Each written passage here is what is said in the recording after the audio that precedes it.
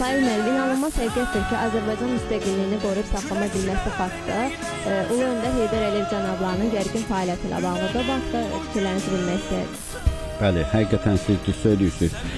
Deməli, Azərbaycan dövlətinin müstəqilliyi Konstitusiya aktında 1991-ci il 18 oktyabrda rəsmi qeydiyyata alınmışdır. Ancaq bütün bunlara baxmayaraq dövlətimiz, xalqımız, millətimiz, milli liderimiz Heydər Əliyev Əliyevin ikinci dəfə hakimiyyətə qayıdışından sonra bir mənalı şəkildə tam əldə etmişdir.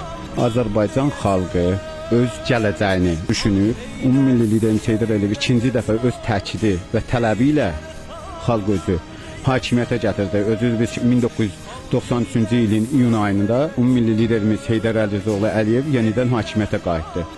Heydər Əliyev hakimiyyətə qayıtdıqdan sonra Azərbaycanda nə baş verdi?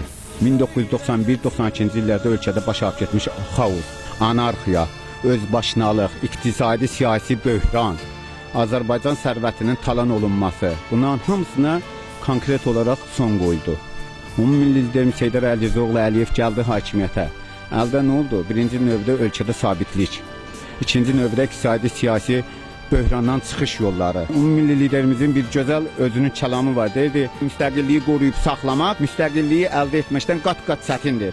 Heydər Əliyev Əliyev gəldi Azərbaycana və sübut elədi ki, Azərbaycan xalqı həqiqətən müstəqil dövlət, müstəqil demokratik bir ölkədir. Milli liderimiz deyirdi ki, müstəqilliyimiz daimidir, əbədidir, dönməzdir. Bu şüarını bütün dünyaya sübut elətdirdi ki, bəli, Azərbaycan xalqının müstəqilliyi bir mənalı şəkildə dəyişməz və dönməzdir.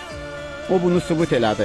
Mən fürsətdən istifadə edib Azərbaycan xalqının müstəqillik günü münasibəti ilə səmimi qəlbdən təbrik edirəm və ulu öndərimizə, ulu Tanrıdan, ulu Yaradandan rəhmət diləyirəm ki, ulu öndərimiz cismən bizim yanımızda yoxdur. Ancaq ruhən həmişə qəlbimizdədir, qəlbimizdə yaşayır və bundan sonra da yaşayacaqdır.